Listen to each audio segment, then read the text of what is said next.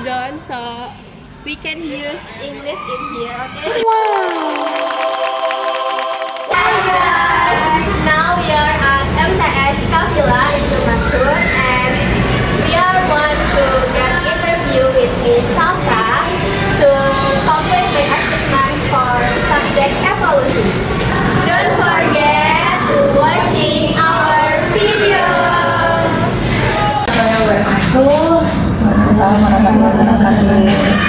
Sebelumnya selamat siang Miss, terima kasih sudah meluangkan waktu untuk wawancara pada hari ini. Perkenalkan, nama saya Nabila Zahra. Saya dengan teman-teman saya ini dari Universitas Negeri PGRI jurusan Pendidikan Biologi.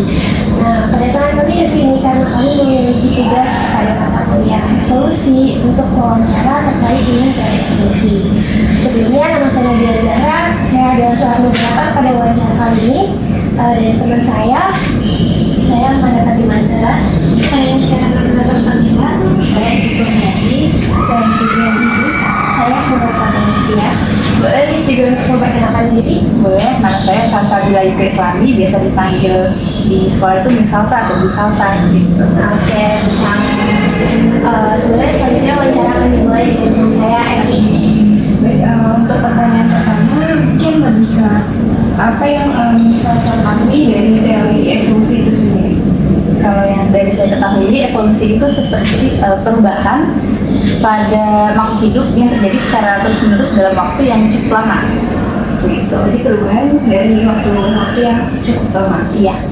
Kan biasanya kalau dari teori evolusi yang lebih di-mention tuh teori dari lama, Darwin, terus juga ada dari konsep seleksi alam. Nah, untuk dari teori tersebut yang Miss ketahui dari konsep-konsep teori mereka itu apa? Kalau dari itu setahu saya yang adanya evolusi secara terus-menerus, jadi berdasarkan dengan seleksi alam juga ya. Jadi ketika terjadi evolusi dan terjadi perubahan morfologi dari makhluk tersebut, itu yang mekanisme badannya bisa sesuai dengan lingkungannya, dialah yang akan beradaptasi dan bisa melewati seleksi alam.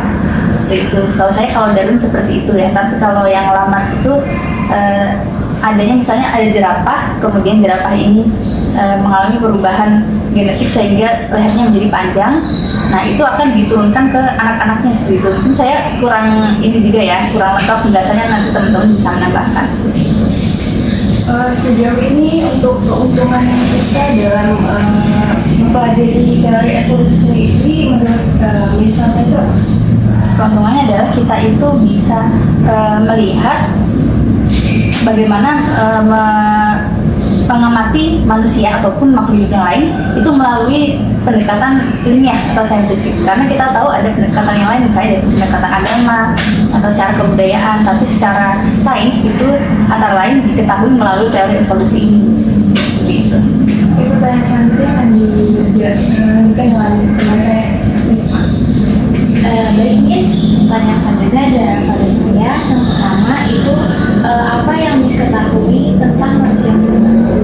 Kalau manusia purba yang saya ketahui itu dari manusia modern sekarang itu termasuknya adalah Homo sapiens, seperti itu ya. Mungkin teman-teman nanti akan menambahkan ya, jadi kita bisa berdiskusi Homo sapiens yang termasuk sampai sekarang ini. Dan dulu itu dari yang saya baca adalah adanya manusia purba yang lain selain Homo sapiens seperti Homo florensis, Neanderthal, terus nah itu kan ada juga yang lain, tetapi yang bertahan dan sampai sekarang tidak punah itu yang Homo sapiens, itu yang akhirnya menjadi manusia modern seperti itu yang saya ketahui. Baik, untuk pertanyaan selanjutnya, siapakah nenek moyang manusia menurut teori evolusi manusia? Kalau menurut teori evolusi yang saya baca itu, jadi ada ibaratnya seperti ada primata yang punya dua anak cewek, anak perempuan, yang satu akhirnya berevolusi menjadi kera, yang satu lagi berevolusi menjadi manusia. Nah, itu secara gampangnya sih yang saya dapat dari teori evolusi seperti itu.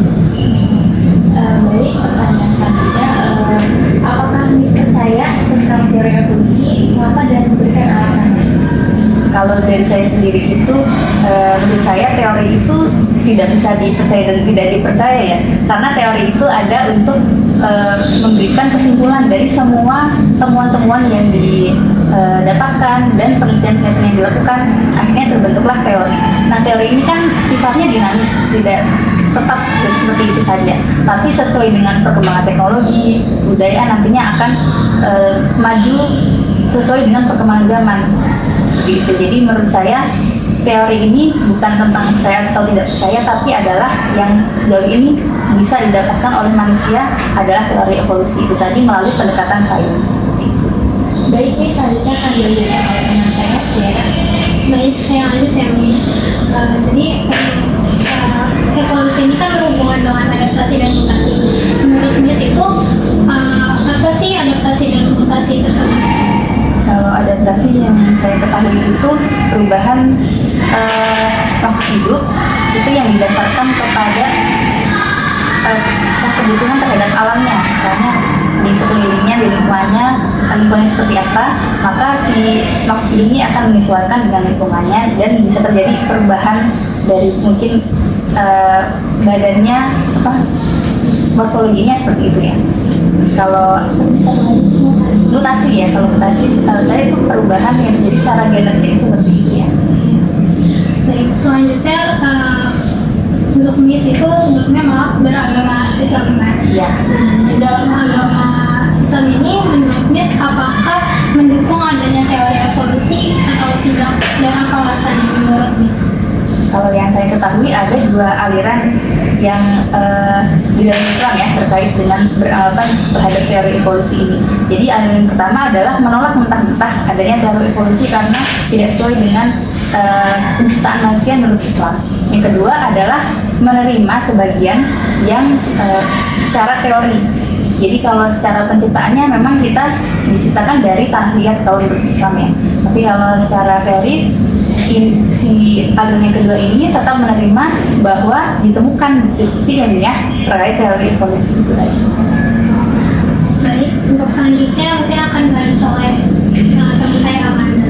Baik, saya lanjutnya Miss Salsa. Nah, jadi pertanyaan selanjutnya itu kalau menurut Miss Salsa tentang Al-Quran itu kan sudah mengatakan bahwa manusia pertama di bumi ini adalah Nabi Adam. Sementara ada juga teori yang lain yang mengatakan bahwa Nabi Adam itu bukan manusia pertama, tapi dia itu lebih ke khalifah yang pertama diturunkan di dunia.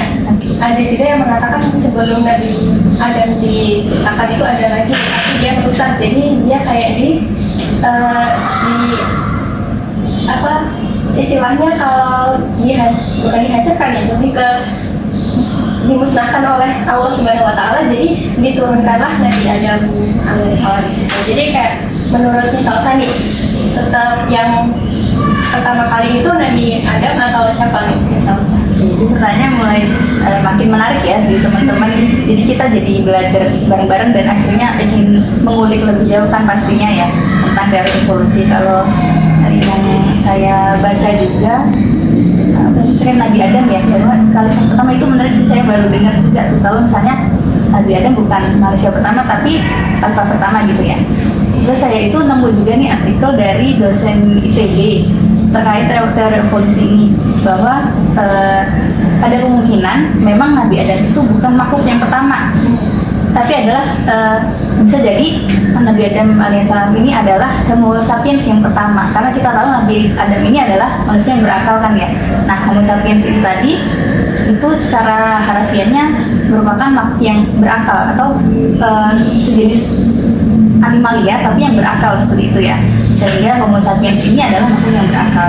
Nah, ada teori lagi dalam teori ya bahwa Nabi Adam ini adalah Homo sapiens yang pertama. Jadi sebelum itu mungkin ada Homo neanderthal, Homo erectus dan lain-lain, itu bukan termasuk golongan yang Nabi Adam, tapi ini masih belum bisa dibuktikan secara gamblang gitu ya seperti apa, apakah benar atau tidaknya. Tapi kalau kita cocokkan secara metodologi ilmiah dan juga agama, sejauh ini yang saya ketahui sih seperti itu. Mungkin nanti kalau ada teman-teman lain yang mempunyai inovasi, siapa tahu kan menemukan jawaban yang baru lagi seperti itu ya.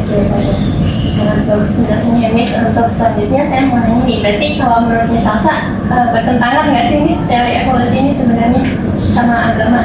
Kalau menurut saya secara akidah ini bisa dilihat dari dua sisi. Yang pertama dari sisi akidah. Kita mempercayai bahwa manusia yang pertama adalah Nabi Adam dan diciptakan dari tanah liat seperti itu ya.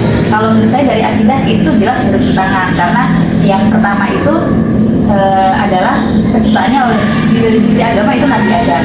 Sedangkan kalau teori evolusi itu banyak juga makhluk-makhluk atau homo yang lain kayak Homo erectus, Homo sapiens seperti itu ya. Menurut saya secara akidah bertentangan. Tapi kalau dilihat lagi secara ilmiah itu bisa mungkin pada akhirnya kita akan menemukan jawaban atau link antara agama dengan sains tadi. Karena kita sudah akhirnya secara teknologi yang terus berkembang di abad yang 21 ini seringkali ditemukan adanya hubungan antara sains atau penemuan yang terbaru yang ditemukan juga di Al-Quran seperti itu. Kalau menurut saya sih secara pandangan sebagai orang Islam seperti itu, bahwa tidak menutup kemungkinan adanya nanti teori evolusi nanti yang lebih canggih lagi dengan teknologi yang lebih maju di abad yang selanjutnya akan ada koneksi antara agama dengan metodologi ilmiah. Untuk pertanyaan selanjutnya, jadi kalau misalkan teori evolusi ini artinya masih relevan nggak Miss kalau masih diajarkan di sekolah? Menurut saya masih relevan diajarkan karena mengajarkan ke siswa cara pandang dari penciptaan atau perjalanan evolusi manusia berdasarkan kacamata ilmiah seperti itu. Karena yang kita ajarkan kan sains ya, jadi sains murni yang mana mengajarkan tentang alam. Nah, penjelasannya ada nggak sih penciptaan manusia yang berdasarkan sains? Ternyata ada kan teori evolusi. Nah, ini itu menurut saya perlu juga supaya anak-anak tahu bahwa di sains itu ada penciptaan manusia, ada teorinya seperti itu. Dan juga menurut saya ketika saya mengajar juga di sekolah yang beragama Islam gitu ya, semua anak-anaknya, maka perlu dibarengi juga dengan penguatan akidah mereka bahwa keimanan mereka itu harus dikuatkan lagi, bahwa mereka mempercayai adanya akidah manusia yang pertama itu terbuat dari tanah liat, dan manusia yang pertama itu adalah yang berakal yang pertama diturunkan sebagai khalifah di bumi adalah Nabi Adam alaihissalam. Jadi menurut saya harus berdampingan. Jawabannya Miss mungkin akan dilanjutkan oleh teman saya. Silakan. Kan kalau evolusi itu pasti nanti berkaitan dengan sejarah-sejarah yang lain gitu kan. Nah, apa Miss percaya sama adanya Zionis, Illuminati gitu Miss? Zionis dan Illuminati itu ya setahu saya itu adalah organisasi seperti itu. Cuman pada akhirnya banyak nih orang-orang yang akhirnya menghubungkan organisasi tersebut dengan konspirasi. Apakah itu kita tahu kebenarannya dia itu konspirasi yang jahat atau seperti apa? Nah, kita tidak bisa membuktikannya karena masih banyak sekali hal-hal kompleks yang harus diperhatikan ya, variabelnya antara lain bagaimana jaringan itu bergerak, kemudian apakah memang jaringan itu ada, kan itu aja paham itu aja menjadi abu-abu gitu ya, mereka tidak terang-terangan menyatakan bahwa saya Zionis, saya Illuminati, saya Dajjal kayak gitu kan, tidak secara gamblang. Tapi memang kalau dilihat dari sisi agama Islam itu adalah peringatan bahwa kita tuh perlu hati-hati karena semakin mendekati akhir zaman itu akan adanya fitnah. Dajjal itu nyata ketika dihubungkan kembali dengan agama Islam dan fitnah-fitnah yang lain, terutama fitnah Dajjal yang perlu kita minta perlindungan kepada Allah untuk melindungi kita dari fitnah Dajjal. Jadi menurut saya seperti itu. Berarti emang ada kaitannya sama evolusi ini gitu, maksudnya sama teori evolusi ini ada kaitannya nggak sama konspirasi ini ya? Konspirasi dengan teori evolusi ini menurut saya kalau konspirasi karena belum bisa dibuktikan secara ilmiah, jadi orang-orang saat ini hanya berupa asumsi-asumsi saja yang belum bisa dibuktikan. Tapi kalau teori evolusi ini adalah teori yang akhirnya dibuktikan mungkin dengan fosil seperti itu, walaupun banyak juga yang menganggap teori evolusi itu juga konspirasi ya. Bahkan ada yang bilang ini sudah dibantah sendiri oleh Darwin bahwa teori evolusi itu bukan manusia berasal dari kera. Nah, seperti itu. Nah, itu banyak pandangan. Artinya menurut saya teori evolusi ini punya bagian-bagian yang perlu juga kita perhatikan. Jadi kalau kita mau membahas teori evolusi, perlu juga diteliti apa saja yang menjadi isu atau topik kita. Misalnya teori evolusi bab yang bagian keturunan dari Homo sapiens gitu.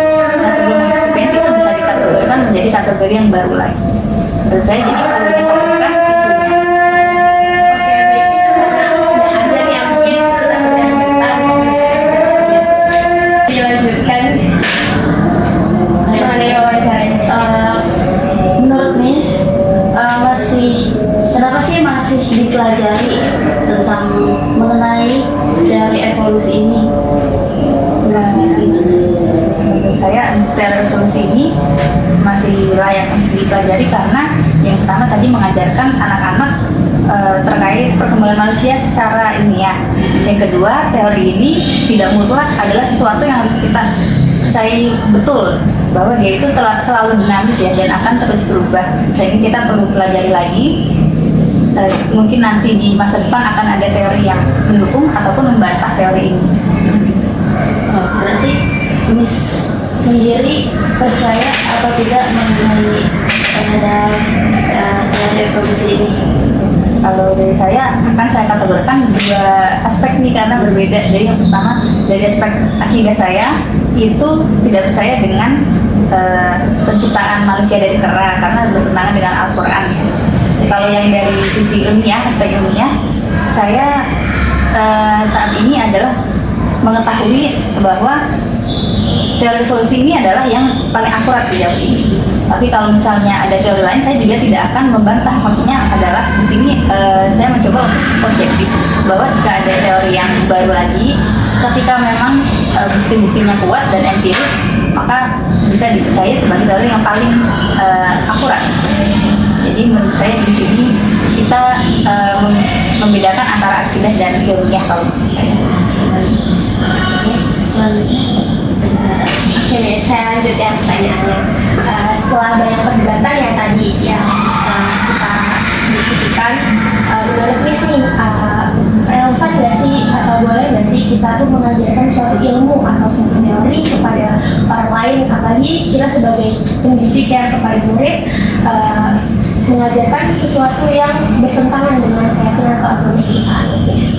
Jadi menurut saya untuk mengajarkan itu kita perlu bangun dulu fondasinya. Jadi fondasinya misalnya ketika kita ajarkan anak dengan value agama, maka kita perlu kuatkan fondasi akidahnya terkait dengan pengetahuan dasar tentang Islam itu perlu kita tanamkan. Setelah itu mungkin baru bisa kita ajarkan. Dan menurut saya tidak masalah mengajarkan sesuatu yang mungkin bertentangan ya, karena ini baik yang secara ilmiah bertentangan atau secara budaya bertentangan, menurut saya masih perlu diajarkan. Jadi anak itu bisa berpikir secara open minded ketika nanti dia berkompetisi dengan pesaing-pesaingnya di ranah global, mungkin dengan teman-temannya dari negara lain, dengan sekolah lain, yaitu bisa terbuka pikirannya dan lebih menghargai dan bertoleransi kepada orang lain. Jadi dari kita mengajarkan teori evolusi itu akhirnya kita mengajarkan siswa untuk bersifat open minded, yaitu membuka pikiran terhadap adanya teori yang lain, tetapi tetap juga berpegang teguh terhadap akidahnya. Jadi yang kita harapkan adalah siswa itu tidak terganggu akidahnya, tetapi juga terus berkembang sesuai dengan mengikuti perkembangan sains dan perkembangan teknologi serta perkembangan zaman yang selanjutnya akan menjadi lebih modern seperti itu. Selanjutnya, bagaimana sih cara Miss mengajarkan teori evolusi, khususnya evolusi pada manusia nih, kepada murid-murid yang Miss ajarkan? Kalau secara kompetensi di fisika itu yang saya ajarkan tidak ada secara khusus membahas evolusi ya. Tapi kalau misalnya ada siswa yang bertanya, itu akan saya ajarkan, saya ada diskusi terkait teori Darwin, mungkin juga teori lain yang bisa Lamarck yang bisa kita diskusikan, dan juga saya akan kuatkan lagi kayak fondasi akidahnya bahwa mereka itu perlu mengingat lagi value yang dipegang yaitu agama Islam. Oke, baik Miss, terima kasih sebelumnya sudah menjawab pertanyaan-pertanyaan yang telah kita lontarkan. Terima kasih juga telah mau kita ajak diskusi bertukar pikiran pada wawancara kali ini. Makanya terima kasih ya Miss telah meluangkan waktu